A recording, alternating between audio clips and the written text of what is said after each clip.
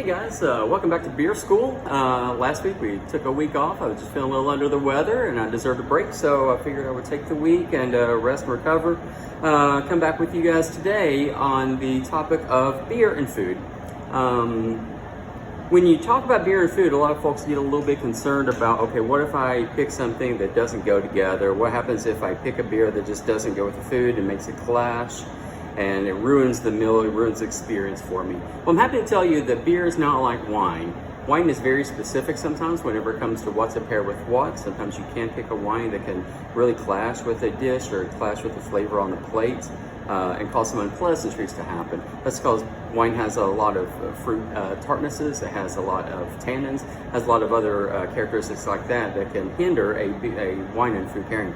Beer, the risk there is much less great. One of the reasons why is there's so much agreement between what happens in the glass of beer, what happens on the plate of food. One of the reasons there's so many agreements is because the ingredients that go into beer basically is food. You can think of beer as food. You've got the barley, which is responsible for some sweetness, some starchiness, some texture, some mouthfeel components that makes it creamier, has a little bit of this bready notion to it, so you get a lot of agreement between that particular ingredient and what's happening on the plate. Everybody loves bread and a meal together, so a lot of times the beer can help facilitate that part of the pairing as well. Hops, you can look at hops as a spice. It's an herb, it's a green. It's almost like you're drinking a salad. So whenever you're looking at hops in a beer, a lot of times you're looking at it to complete the herbal component of the dish. That's something that the dish won't have in it already as hops, and so the bitterness can offset some of the other sweetnesses and some of the other textures that are pleasant in the food and help that story move along a little bit clearer. Yeast is also, it's life, it's a probiotic, it's gut health, it's a lot of nutrition, it's a lot of things to really help you out a lot there. So yeast is kind of a no-brainer of why it's important to a beer and food combination. Water is hydration. Obviously it's the wet stuff that's in the beer, and that's largely what's in there. Beer is usually about 85 or 90% water, so you also need that component too. You're going to sit down and drink something with your meal, why not choose a beer? But the pairing doesn't have to be particularly hard either. There's a couple key things I want you to look for whenever it comes to a beer and food pairing. Number one is resonance. Resonance means, does one flavor on the dish resonate with one flavor in the glass? And that can sometimes be a primary flavor if those primary flavors are not too strong. If it's a strong plate, if it's a strong beer, then you want that thing that resonates, the thing that mirrors the taste on the plate, caramelization, some sort of sweetness in the dish, some sort of a bready notion. You want those things to be secondary if it's going to be a stronger beer. So look for resonance, and that's your hook. That's a flavor that brings the two together. That's the bridge from the glass to the plate. So resonance is usually one of the first things you're going to look for. Does a flavor resonate from the beer to the food? Contrast is also going to be a very important player. Contrast basically means if the plate already has this composition, it already has this artwork that's largely complete, but it might not be completely complete.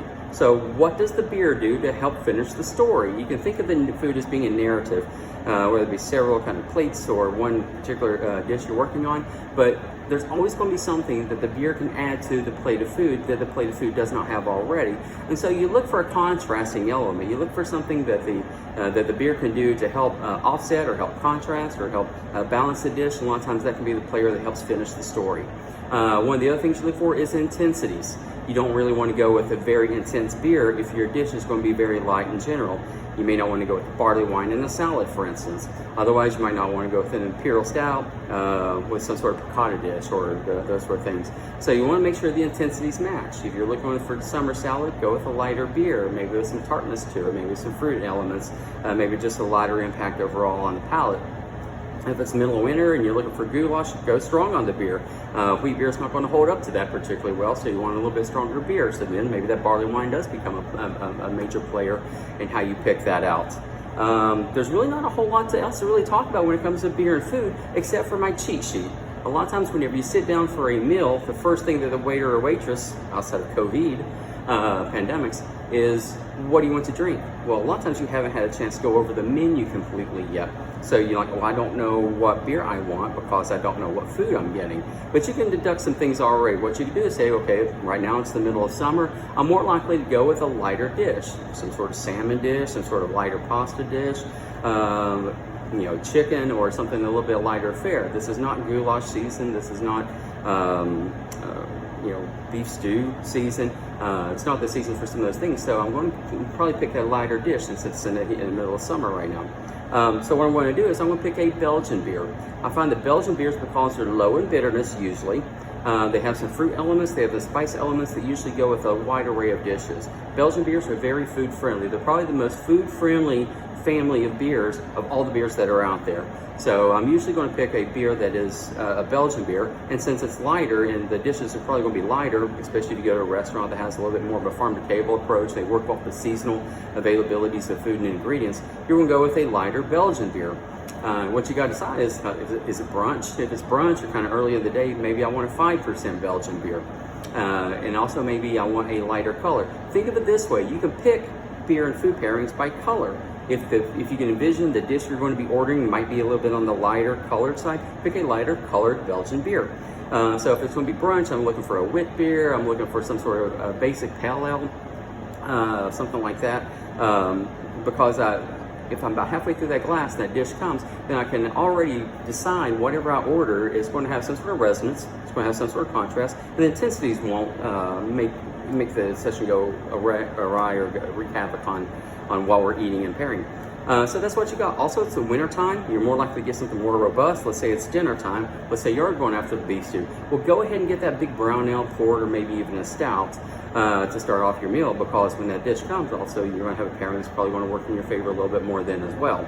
So that's kind of my cheat sheet. It's hard to fail. Like I said, there's not a whole lot of clashes in the beer and food world like there is beer and wine, or I'm sorry, wine and food.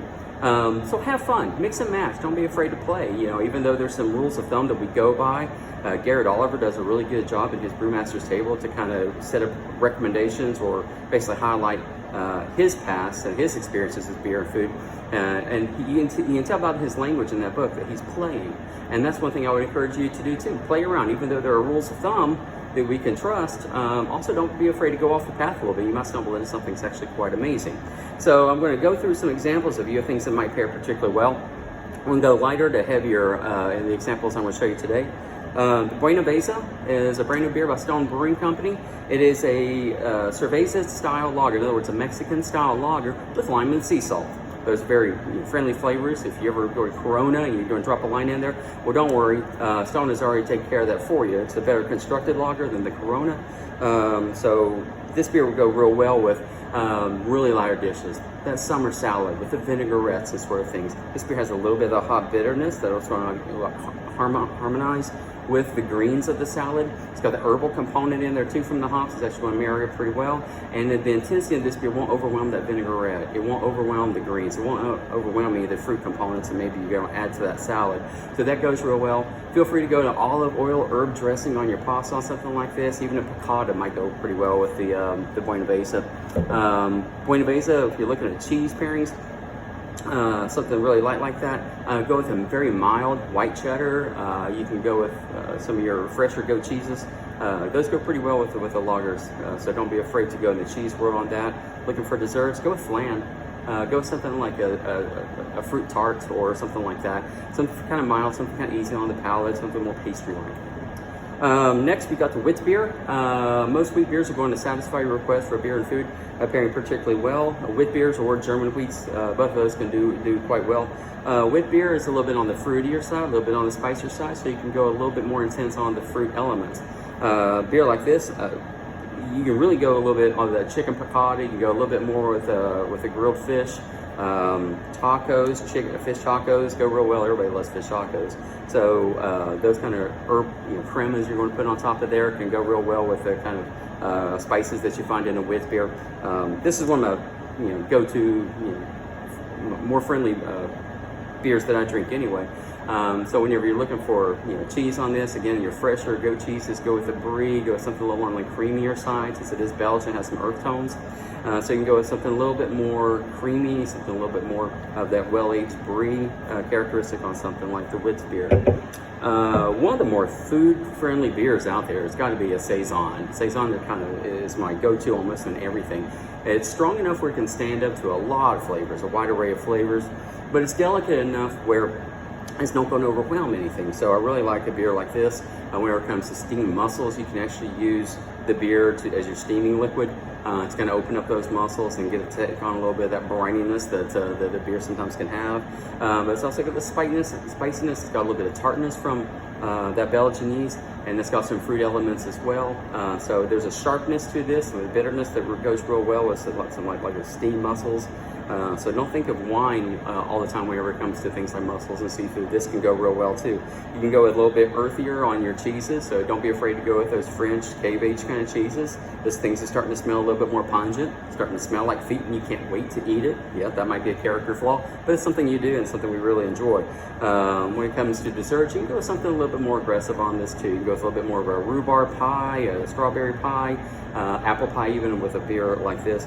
Saisons, I find, are very friendly Thanksgiving type beers, because Thanksgiving's got a lot of these flavors on the table. You may have 10 or maybe even 20 types of foods on the table, but they're all fairly monochromatic, to be honest with you. They're never really bold, they're never really light, they're always kind of creamy. You got like 50 casseroles. Saison can satisfy a lot of those. So a lot of times you open up a big bottle of Saison, share around the table, and that will satisfy everybody's needs.